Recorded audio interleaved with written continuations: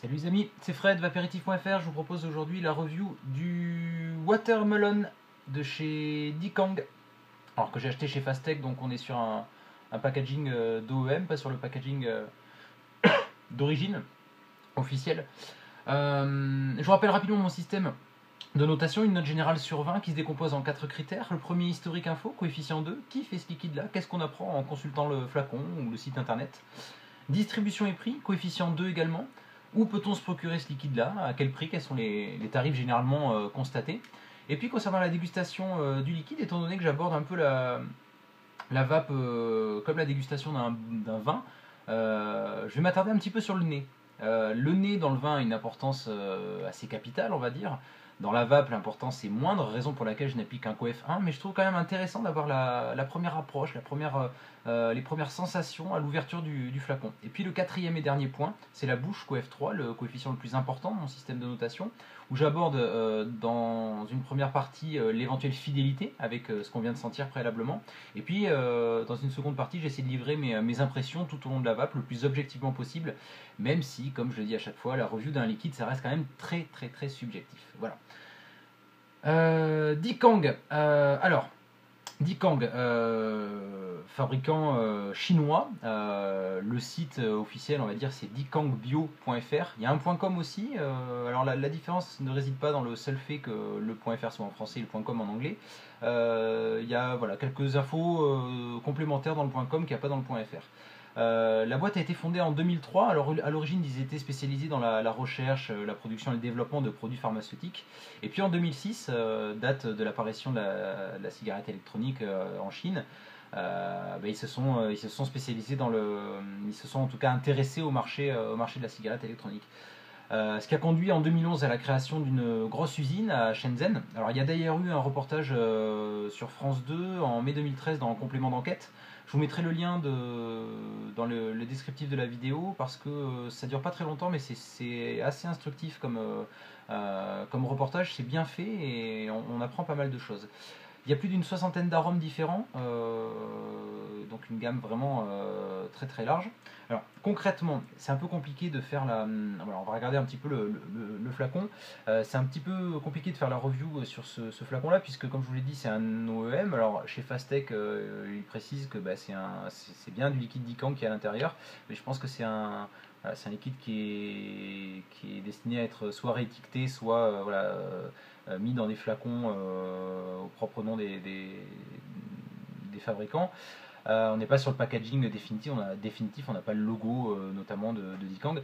On a un petit picto mais qui est le même partout, hein. J'ai acheté de la cerise, c'est pareil, donc voilà, on a un peu du tutti frutti, hein, de l'ananas, de la pastèque, du raisin, voilà. On a le nom de l'arôme, en l'occurrence du watermelon, et le taux de nicotine, on est sur du low. Alors à savoir que chez Fastech, en tout cas, les Dikang sont proposés en low, ce qui est équivalent à du 8 mg, en medium 11 mg, en high 18 mg et ultra high 24 mg. Pas de date limite d'utilisation, alors ça c'est vraiment le plus gênant, pas de numéro de lot qui permettrait une traçabilité. Alors il y a un code barre, mais pas un code barre.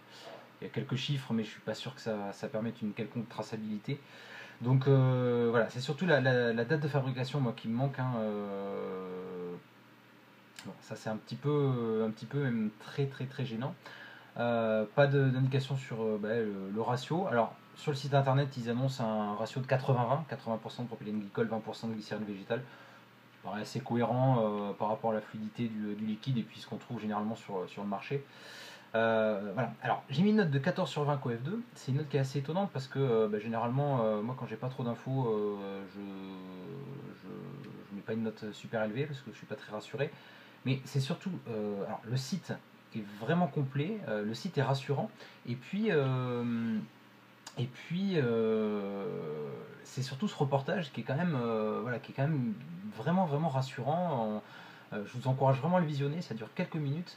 Euh, mais sans ce reportage-là, j'aurais pas été spécialement convaincu. Après le reportage, c'est vrai que on est beaucoup plus rassuré sur les normes de sécurité, le process de fabrication de ce liquide-là.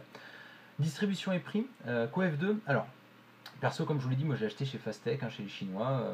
C'est un liquide que j'ai acheté à 1,79 € les 10 ml, frais de port inclus. sachant qu'on a un conditionnement possible en 30 ml à 3,78 €. Donc là on tombe à 1,26 € les 10 ml. Donc on est vraiment les pâquerettes. J'ai aussi vu des revendeurs français qui se prenaient une marge assez confortable puisque ça sortait à 3,90 € les 10 ml hors frais de port. Pas sur du OEM, sur du Dikang, estampillé Dikang. Donc voilà. Alors j'ai mis une note de 18 sur 20, CoF2. Je sais, ça fait pas mal réagir certains, ce que je comprends. Parce que cette rubrique, un coup je mets en avant le rapport qualité-prix, un coup je note le prix brut. Je sais, c'est pas forcément cohérent. Mais là en l'occurrence, le rapport qualité-prix, effectivement, si je devais noter le rapport qualité-prix, on serait sûrement pas sur un 18. En revanche, si on s'arrête juste sur le prix, 1,26 € les 10 ml, c'est pratiquement imbattable. Je crois qu'il y a Elic, liquide israélien, qui est encore moins cher. Donc voilà, 18 sur 20 CoF2, principalement pour le prix brut et pas pour le rapport qualité-prix. On va passer à la dégustation maintenant. Donc qu'est-ce qui donne ce petit watermelon au nez? Alors, déjà, petite info, bêtement, moi quand j'ai fait ma commande chez Fastech, j'ai cru que j'ai acheté du melon. Voilà, j'ai pas fait attention. Et puis quand je l'ai reçu, watermelon, oui, je me suis dit, c'est du melon d'eau. Et puis en fait, non, le watermelon c'est de la pastèque. Alors, les arômes sont très présents, ou l'arôme est très présent, voire peut-être un peu trop parce que ça picote le nez, voilà, ça picote rapidement le nez. Bon, il y a quand même une forte touche sucrée fruitée. J'avoue, alors je sais pas si je suis keblo sur le terme watermelon, mais je trouve beaucoup plus le melon que la pastèque. J'ai un pastèque de chez Bordeaux 2 à côté. Pastèque. Dikang. Pas vraiment pastèque. Pastèque.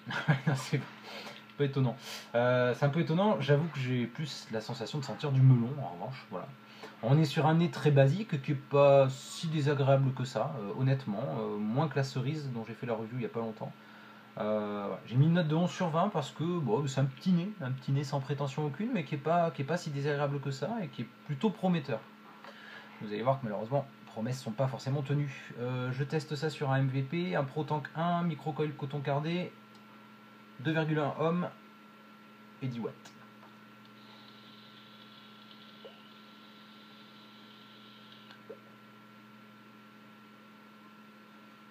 Pour un 80-20, on a un volume de vape qui n'est pas ridicule.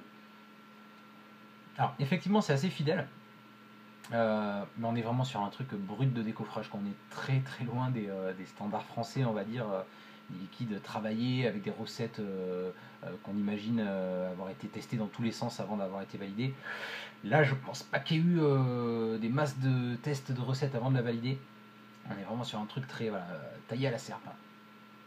Comme pour le cerise notamment, j'ai cette très désagréable sensation de vaper du parfum. Voilà. Il y a une note d'alcool, une note qui est très très très prononcée, sûrement due à un arôme présent vraiment en surdosage, qui vient piquer la gorge et la sécher. Alors c'est un peu moins violent que sur la cerise. La cerise, c'était vraiment un mix, je sais plus, gel douche et parfum, un mix des deux, vraiment.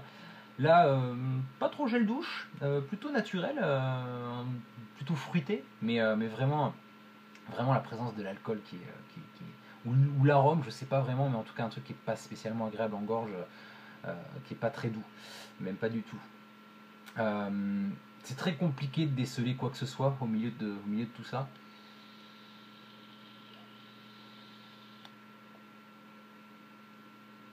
Éventuellement du melon, mais franchement je trouve pas la pastèque, j'y arrive pas. Melon éventuellement, mais pas pastèque. L'arôme se dissipe vraiment super rapidement, il tient pas la vape. Ça picote le nez aussi un peu quand on tire des lattes un peu plus appuyées. Fait tousser. Moi je penche vraiment pour un, comme j'ai l'impression que c'est souvent le cas chez les Dikang, ou en tout cas ceux de chez Fastech, vraiment un surdosage d'arômes qui viendrait peut-être compenser, je sais pas, une faible qualité d'un arôme sûrement synthétique, qui serait présent en surdosage pour qu'on en ait plein le nez, plein la bouche dès la première inhalation, mais qui se dissiperait très rapidement. et en ayant au passage défoncé un peu tout en gorge. 3 sur 20. OF 3, ben ouais, c'est la note que j'ai mise sur la cerise, il me semble, parce que bah, ça vaut guère plus. On arrive à une note générale de 10,50 sur 20. Alors là aussi, je sais, ça vous fait réagir, on est sur un liquide qui obtient la moyenne. Je rappelle qu'au nez on était sur 11, en bouche on est sur 3. La note elle est aussi augmentée par le fait que on a quand même pas mal d'infos sur ce liquide là, notamment grâce au reportage, et c'est surtout le prix qui vient remonter la note, mais je conçois qu'effectivement c'est pas spécialement un liquide qui devrait obtenir la moyenne, parce que moi j'ai pas clairement eu de plaisir à le vaper. Le prix est justifié, hein, on comprend maintenant pourquoi ils arrivent à ce prix là. Maintenant, est-ce que ça vaut pas le coup de mettre 4 fois plus cher, arriver sur un liquide à 5 euros les 10 millilitres et vraiment se faire plaisir avec un bon liquide français ou étranger, mais à 5 euros il y a quand même des très bons liquides français, aux alentours de 5 euros. À méditer, voilà. 10,50 sur 20, clairement, achetez-le si vraiment vous avez envie de le tester ou faire votre propre avis. Dans ce cas-là, moi ça m'intéresserait aussi de voir si je me plante complètement ou si on est un peu tous assez du même avis sur ce liquide-là. Vous ne prendrez pas beaucoup de risques, hein, en prenant 30 ml, ça vous coûtera 3,78 €, frais de port compris. Voilà, je vous remercie de m'avoir suivi, je vous souhaite à toutes et à tous une excellente vape et je vous dis à très bientôt, tchou tchou.